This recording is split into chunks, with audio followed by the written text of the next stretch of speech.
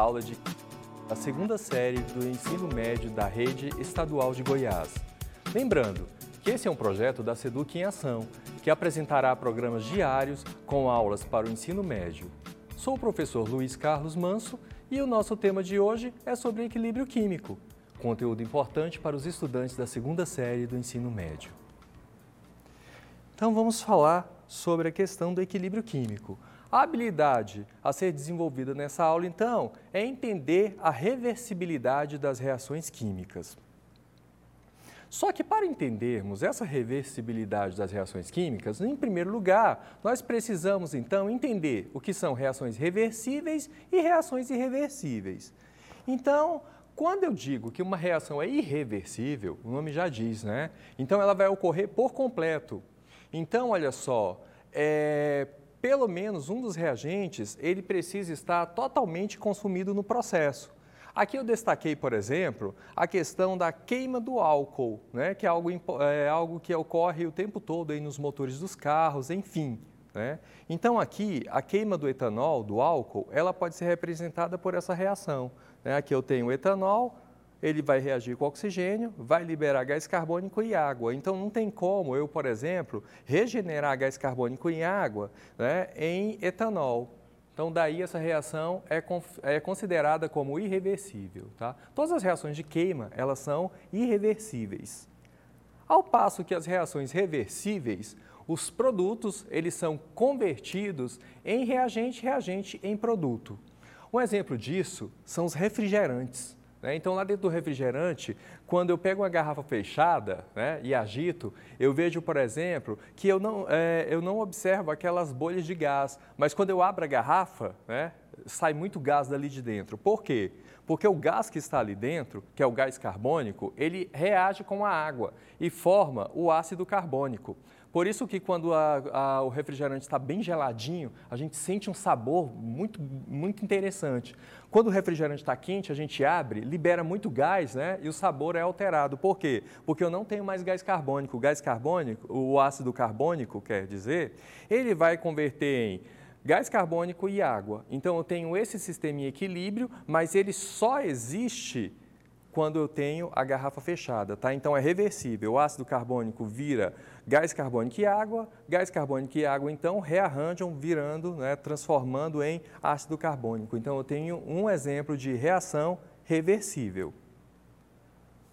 Quando a gente fala em reações químicas, nós vimos, né, lá em cinética que eu tenho velocidade de reações acontecendo. Então, olha só, eu tenho aqui nesse exemplo reagentes A e B se transformando nos produtos C e D.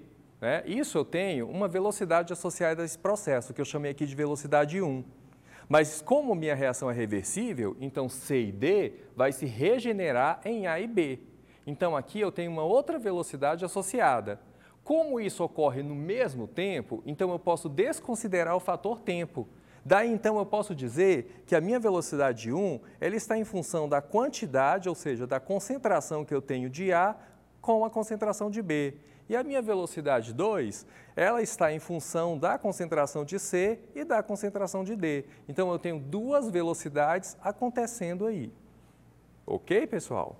Então, olha só, se eu pensar em essas velocidades estarem ocorrendo ao mesmo tempo, né, no mesmo momento, mesma velocidade, então eu digo que o meu sistema está em equilíbrio químico, ok? Então, equilíbrio químico pode ser definido como situação em que a velocidade da reação direta de uma reação é igual à velocidade da reação inversa.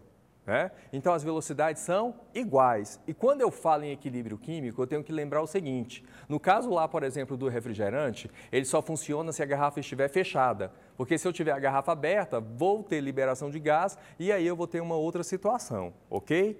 E aí, um outro aspecto do equilíbrio é que ele é dinâmico. O que significa ser dinâmico? Imagina eu andando de bicicleta.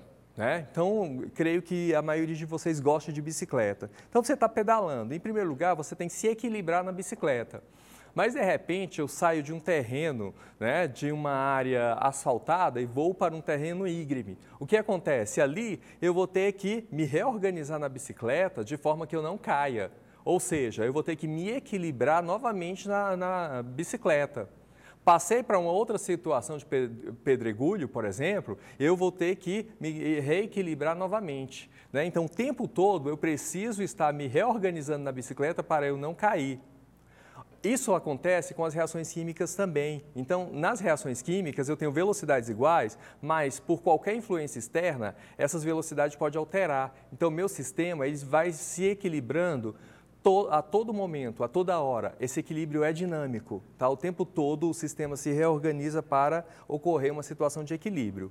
Aqui nós temos 3 situações. Quando eu falo em equilíbrio químico, não significa que as velocidades, né, que as concentrações, melhor dizendo, serão iguais. Então, olha só, nesse caso aqui, eu tenho, olha só, reagentes que estão sendo consumidos, produtos que estão sendo formados. Chega um momento onde eu vou ter, então, olha só, um equilíbrio, ou seja, eu não terei alteração nas concentrações nesse período de tempo. Então, aqui meu sistema está em equilíbrio químico.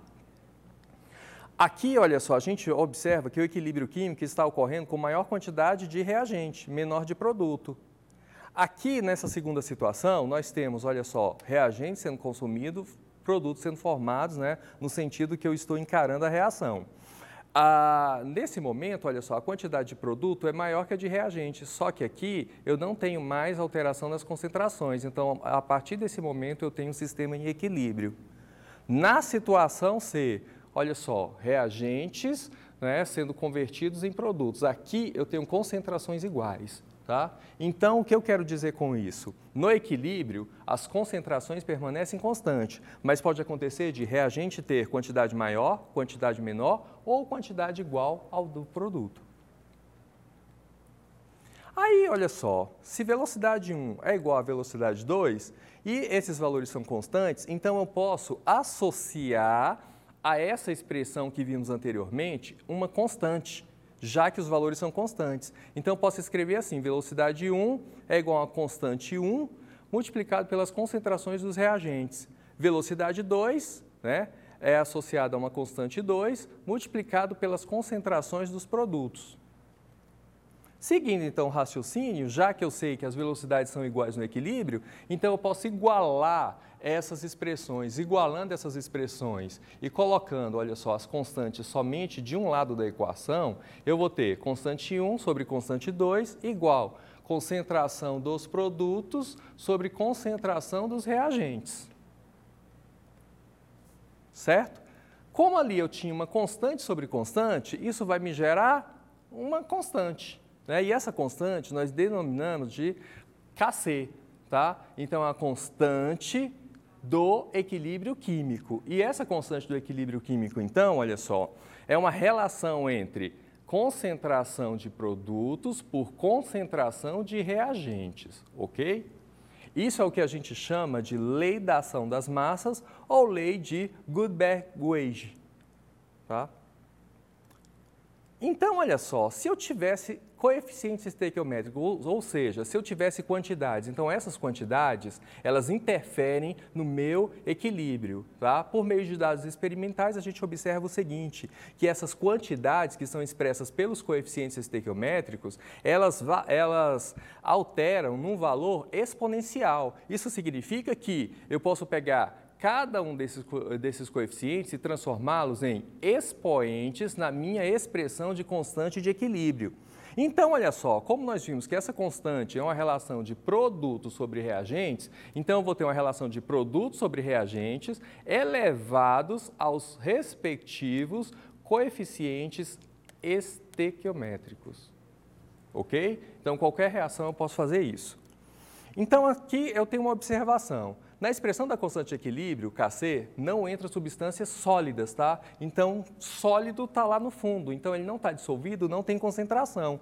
Então, nessa expressão aqui, por exemplo, olha, carbonato de cálcio está sólido, óxido de cálcio está sólido, CO2 gasoso, isso significa que a constante só vai estar em função da concentração de CO2. Nesse caso aqui, olha só, aquoso, aquoso, sólido, aquoso. Essas substâncias aquosas têm concentração porque está dissolvido em água. O cloreto de prata, não. Então, olha só, ele não vai entrar na constante de equilíbrio. Ok, pessoal? Então, constante de equilíbrio é uma relação entre reagentes e produtos elevados aos coeficientes estequiométricos. Muito obrigado a vocês. Fiquem ligados, pois amanhã teremos aula para os estudantes da terceira série do ensino médio. Aula de matemática e biologia. Um forte abraço, até a próxima, bons estudos.